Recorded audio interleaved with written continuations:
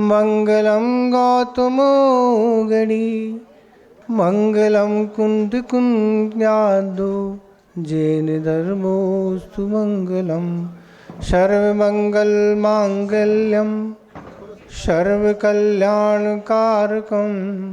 प्रधानम सर्वधर्माणां जैनम जेतु शासनम जैनम जेतु शासनम।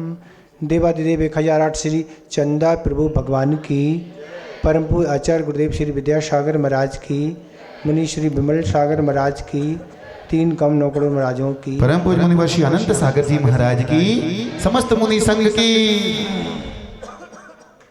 जैन दर्शन में जिनका नाम बड़ा आदर और वरिष्ठ आचार्यों में जिनका नाम लिया जाता है, ऐसे आचार्य पूज्यपाद महाराज समाधि तंत्र में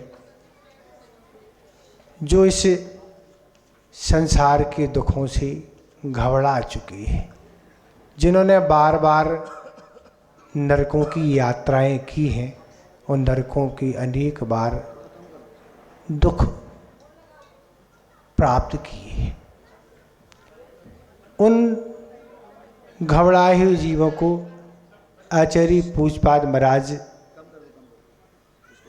बहुत सरल तरीके से परमात्मा बनने का उपाय बता रहे हैं।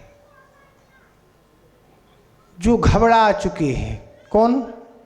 दुखों से घबरा चुके हैं, अप डाउन इस संसार में चल रहा है और पर दुखों से छुटकारा मिल नहीं रहा है।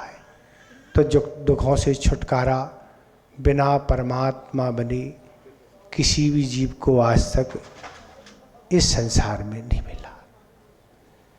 जो घबरा चुके हैं, वो जो घबरा नहीं चुके हैं, जो कह रहे हैं हम यही संसार में अच्छा है, सारी सुविधाएं हैं महाराज, सिद्ध बन के क्या करेंगे, मोबाइल छूट जाएगा महाराज, वो तो प्राणों से अधिक प्यारा है, तो वहाँ मोबाइल भी नहीं मिलेगा महाराज, घूमने के लिए गाड़ी भी नहीं मिलेगी, गाड़ी क्या बैलगाड़ी भी नहीं मिलेगी, न रेलगाड़ी न बैलगाड़ी, और अच्छे अच्छे वस्त्र, अच्छा भोजन, अच्छी गप्पें गोष्ठी, सारे के सारे आपके प्रोग्राम निरस्त हो जाते हैं।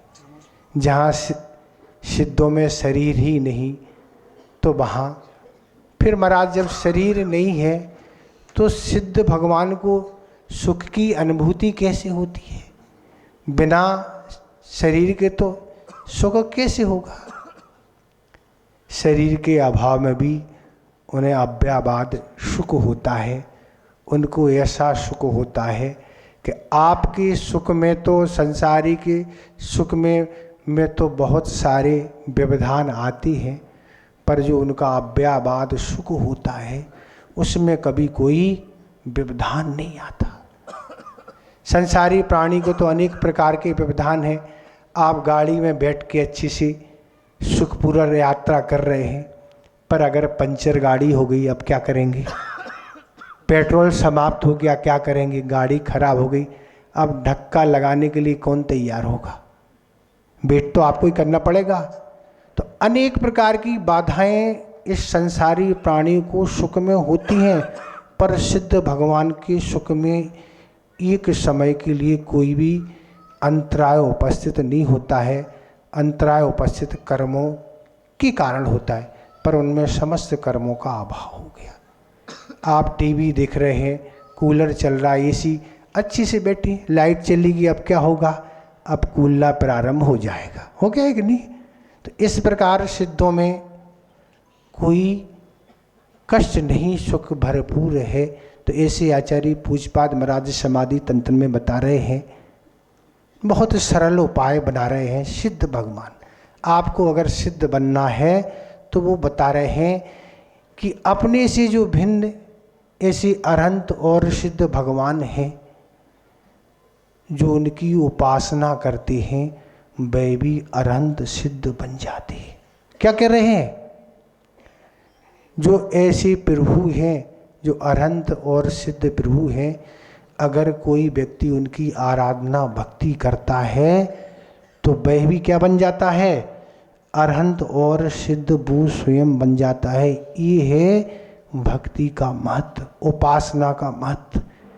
इतने अच्छे से छोटे काम में महाराज हमारे संसार का अभाव हो जाएगा। बिल्कुल आचार्य पूजपाद महाराज कह रहे, क्या उदाहरण दे रहे हैं? जिस प्रकार दीपक है और दीपक से भिन्न रखने वाली वह बाती, दीपक की उपासना करने से वह भी दीपक स्वरूप हो जाती है। इसी तरह यह संसारी प्राणी उन अरहंत और सिद्ध से भिन्न है, पर जैसे वह भगवान की भक्ति प्रारंभ करता है वह कर्म कांपने लगते हैं। जो आज तक इस संसार में हम आपको बनाए रखे हैं, इस संसार में हमारी भटकन चल रही है, उन कर्मों के कारण ही चल रही है।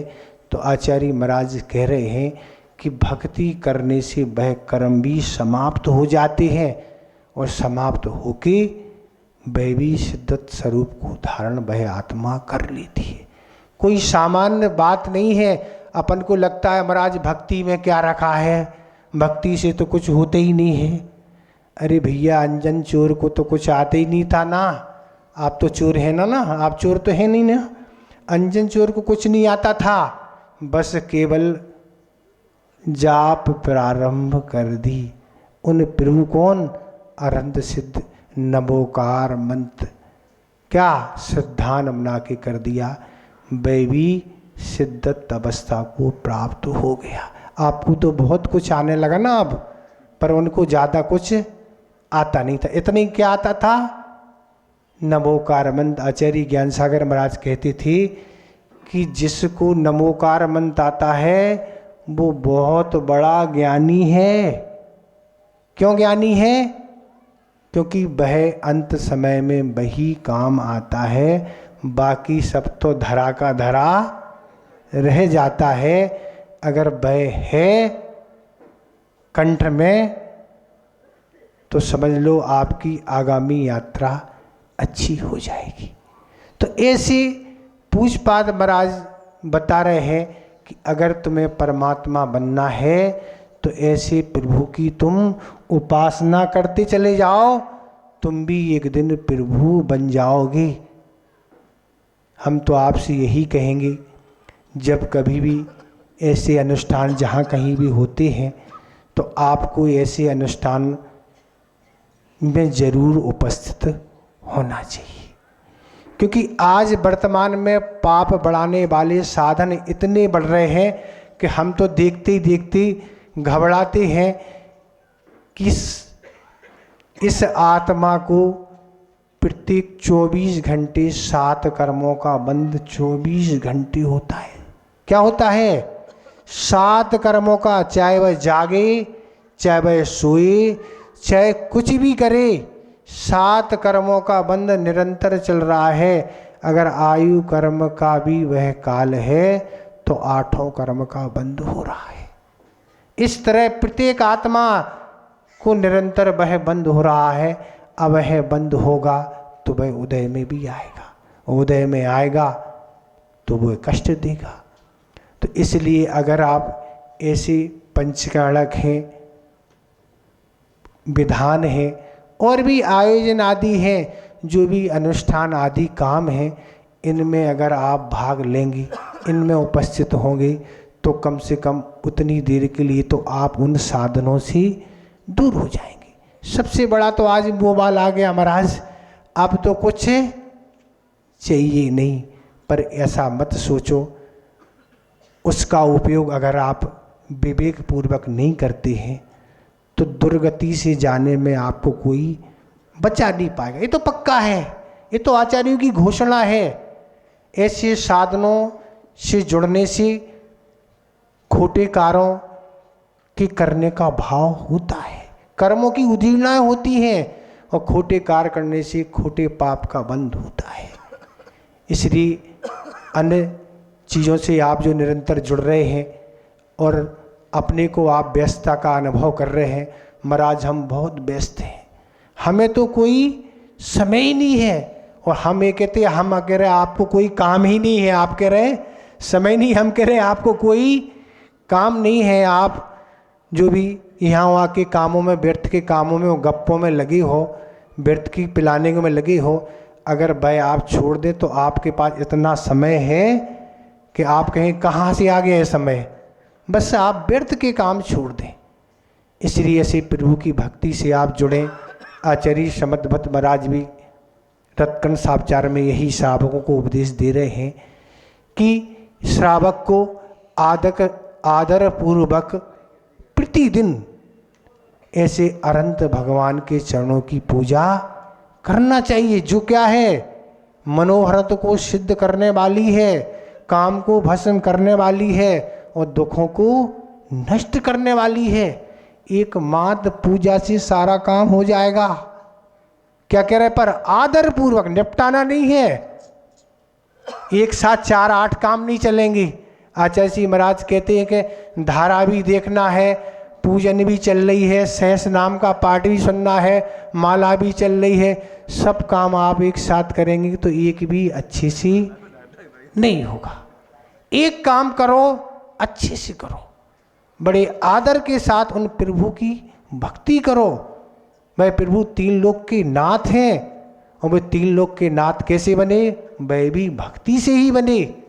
तो इस तरह आदर पूर्वक करें प्रतिदिन, केवल अष्टमी 14 और 10 लक्षण पर आदि में नहीं, प्रतिदिन, क्योंकि पापों धोने की साबुन तो वही है। तो ऐसे प्रतिदिन आदर पूर्वक जो भी आपको संसारिक सुख चाहिए, चाहे मोक्ष सुख चाहिए, वह उस पूजन से मिलेगा, वो दुखों का नाश होगा। तो इसलिए ऐसा आयोजन रखा गया। और आज शादी में पैसा खर्च करने वाले, बर्थडे में पैसा खर्च करने वाले, तरह तरह के लोग खर्च करते हैं, पर उनमें कोई पुण्य का संचय नहीं होता, प्योर पाप का ही बंद होता है। पर ऐसे आयोजन को करा के जो अपने धन का उपयोग करते हैं, वह अपार पुण्य का संचय करते हैं। और वो एक से निमित्त बन के क्या करते हैं, वो तो पुण्य कर ही रहे, पर और भी उस पुण्य से लोग जुड़ जाते हैं, ऐसे पापों से जुड़ जाते हैं। इसे कहते हैं प्रभावना। आचार्य समदभट्ट महाराज ने यही कहा, ये प्रभावना है, और इस प्रभावना से निरंतर क्या है, यह प्रभावना बढ़ती चली जाएगी, संस्कार बढ़ते चले जाएंगे। आचार्य महाराज जी एक बार सुनाया था कि आज का जमाना तो कितना साधनों का है कि आज तो विधान पंचकाणक आदि करना बहुत सरल से हो गए, जब आप चाहो जब आप कर सकते। पर आचार्य महाराज जी एक घटना सुनाई थी कि एक बार सागर नगर में विधान करने की योजना बनाई गई। चतुर्मास का समय था, समाज के लोगों ने भाव बनाया कि अपन को विधान करना, और विधान जिनको कराना था उनको जयपुर से आना था, उनसे संपर्क करके, और वह आने को तैयार थी। पर बारिश आदि अधिक होने के कारण वह ट्रेन से नहीं आ सकी, और सारी द्रव्य आदि तैयारी सामग्री रख ली, सब लोग विधान करने के तैयार हैं, पर विधान करें कैसे, किसी को आता ही नहीं, कैसे पढ़ा जाता है, कोई नहीं। अब क्या करें, वो आए नहीं, तो बस पूरा थाल जो भी द्रव्य रखी थी, उदक चंदन तंदुल ऐसे कह के सारी द्रव्य को समर्पित कर दिया, उनका हो गया विधान। तो आज ऐसी स्थिति आपके सामने नहीं है। आप जब जो चाहो तो बहुत अच्छे से कर सकते। अगर आपको पुण्य का संचय करना है तो ऐसे आपको अनुष्ठानों से जुड़ना होगा, ऐसे पाप के जो साधन हैं उनसे अपने को हटाना होगा, तब आपको आगामी जीवन के लिए पुण्य का संचय होगा। अन्यथा क्या संचय होगा, तो दुर्गति तो फिर जाना ही होगा, वहाँ जाके तो फल भोगना ही पड़ेगा। तो इसलिए आचार्य पूज्यपाद महाराज ने यही कहा कि ऐसे भगवानों की भगवान हैं जो उनकी आराधना प्रारंभ कर दो। भक्ति प्रार्थना जैसे ही आपको समय मिलता है आप जाप करो, स्तुति करो, पूजन करो, स्वाध्याय करो। अनेक साधन हैं, सब कुछ है, जितवाणी भी है, सब कुछ है, बताने वाले हैं, आपको सिर्फ करना है। तो ऐसे आप अगर निरंतर करते चले जाएंगे तो अपने जीवन को बहुत कुछ आगे बढ़ जाएंगे। यह पुण्य कब पता पड़ता है? आचार्य महाराज कहते थे कि दोनों मनुष्य देव गति में उत्पन्न होते हैं। भगवान की पूजा करने वाले भी और भगवान की पूजा नहीं करने वाले और भी धार्मिक सब हो जाते हैं, देवों में सब उत्पन्न हो जाते हैं। पर जो यहाँ से पुण्य का संचय करके जाते हैं उनका वहाँ धन वैभव अलग होता है, उनकी बात अलग होती है। पर जो यहाँ भगवान की भक्ति आदि पूजन नहीं करते हैं वह साधारण तरीके से रहते हैं। देवों आदि में भी धन वैभव आदि में अंतर पाया जाता है। तब वह अवधि ज्ञान से जानते हैं कि हमने यहाँ भगवान की पूजन नहीं की, आराधना नहीं की, गृहस्थ के योग कर्तव्य नहीं किए, उसके फलस्वरूप देव तो बन गए पर हम साधारण ही देव बने। ऐसे ही देव बन गए कि हाथी बनना पड़ेगा, स्वधर्मिद हुक्म करेगा, भगवान बनने वाले बालक का जन्म हुआ है, हाथी बनना पड़ेगा हाथी ना। ऐसा नहीं कि देवगति में सुखी हों, ये नहीं मान के चलो सुखी हैं, सुखी भी हैं। अगर आप पुण्य संचय करके यहाँ से गए हो तो सुखी है, सब कुछ अच्छा है। और पुण्य अच्छे से नहीं किया है तो क्या हो गया? खोटे देवों में उत्पन्न हो गई, तरह तरह के काम करना पड़ेंगे। इतने ही हम पर्याप्त समझते हैं। हम ज़्यादा तो प्रवचनकार हैं नहीं, न ज़्यादा हम समझते हैं। समय आपका हो रहा है, हमारी तो यही है। आज महाराज ने भी 2-3 दिन पहले कहा था कि जो आप विधान में बैठे हैं बस ये समझ लो, ये विधान तो आपको 2-3 घंटे लगते, पर अपने जीवन को अगर बदलना है, पुण्य संचय करना है, हमें जो कुछ मिला है ये दिगंबर रूप हमें मिला है, ये भगवान की भक्ति और पूजन के फल स्वरूप ही मिला है। और मैंने अपने जीवन में, हमारा तो कुछ आते ही नहीं था, मैंने इस भगवान की भक्ति की है, उसके फल स्वरूप कितनी जल्दी काम हो गया गुरुदेव की कृपा से, हम कह नहीं सकते। इस तरह आप वह भक्ति 15-20 मिनट, आध घंटा, जितना भी आपको समय मिलता है, ऐसे भगवान की आप भक्ति करो।